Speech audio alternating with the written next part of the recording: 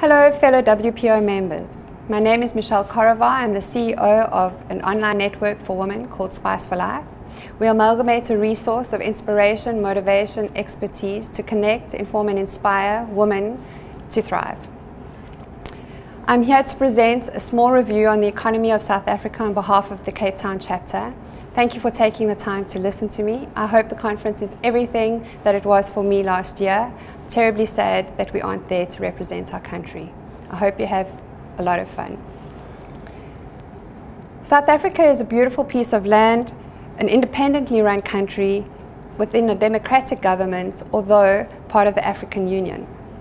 It is 1/8 of the size of the US and has 7 climatic conditions from Mediterranean to subtropical and semi-desert. 3,000 kilometers of coastline is served by 7 commercial ports. In November 2009, South Africa emerged from its first economic recession of 17 years with a 0.9% growth, primarily as a rebound in the manufacturing sector. South Africa combines a developed first world infrastructure with a vibrant, emerging market economy.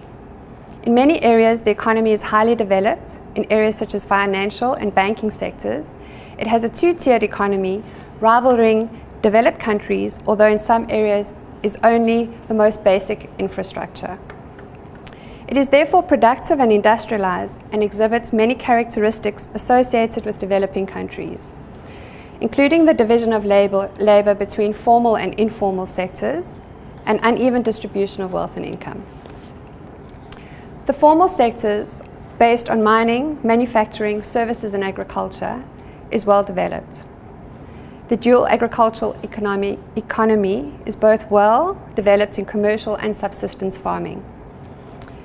With a population of 50 million, unemployment is very high at 24%, 50% of that being represented by the youth. The GDP in the fourth quarter was 4.4% quarter on quarter.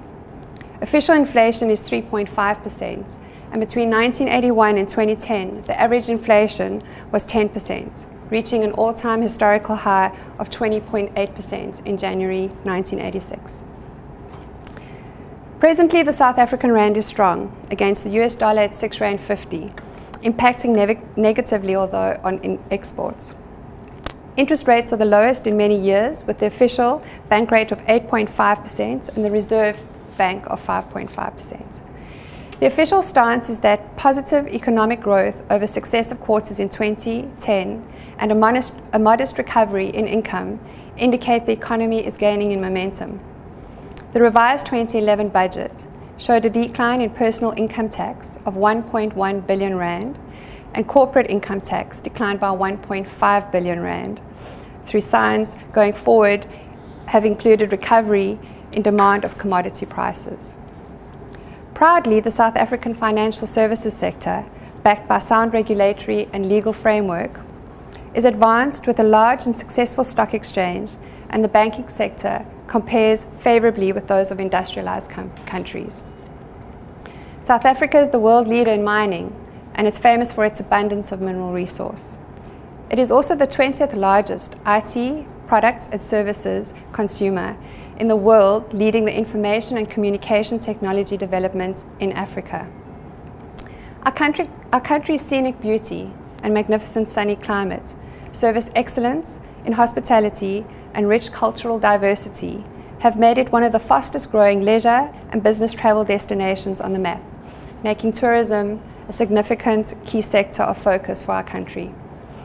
The members of the Cape Town chapter cover diverse industry including law, retail, agriculture, executive, coaching management, consulting, architecture and construction, wholesale industrial and commercial property rental, online media magazines and billboard advertising, as well as finance. The general comments from the chapter included some of the following. A very slow start to 2011. The tail of the recession has a long sting, and it seems there is a possible double dip. Retail sector is far more competitive and cutthroat than ever. High-end and healthy consumer choices in agriculture are badly affected as consumers are very price conscious. They are spending less, buying less, and competitors are all in a price war. The economy seems to be stabilizing in wholesale, but more for the lower price brands. Property development and construction is showing a slow turnaround, and manufacturing is experiencing a very slow recovery.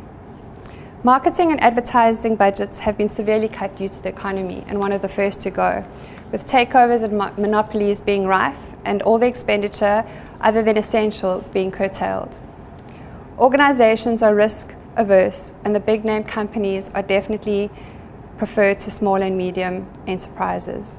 Times are tough for the small guys versus the big guys.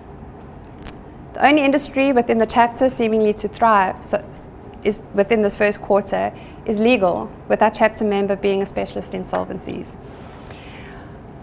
On a positive note, the economic slump has been dealt with well by South African, and the usual resiliency shown over years of political and economic insecurity have bred a hardy bunch of entrepreneurs and business individuals who stay focused on making the positives count. The inspiration of Madiba, Nelson Mandela, turning the tide from apartheid to democracy, has brought our people together as a nation, and any visitor will allude to the spirit of Ubuntu, ever present in our rich rainbow of culture. If you are not already sporting a brilliant cut diamond from De Beers, or wish to invest in any Krugerrand gold coins or stocks on the market, feel free to email your inquiries through to our chapter. On this note, the Cape Town chapter members extend their well wishes, as well as the invite to make South Africa a fellow destination annual conference destination. I trust you are well, and to Marsha and the rest of you that I've had the pleasure to meet, fond greetings. May you continue to climb your mountains, big or small, to victory, quoting Madiba's famous words, "It always seems impossible until it's done." Tot ziens and Salagachle from Cape Town.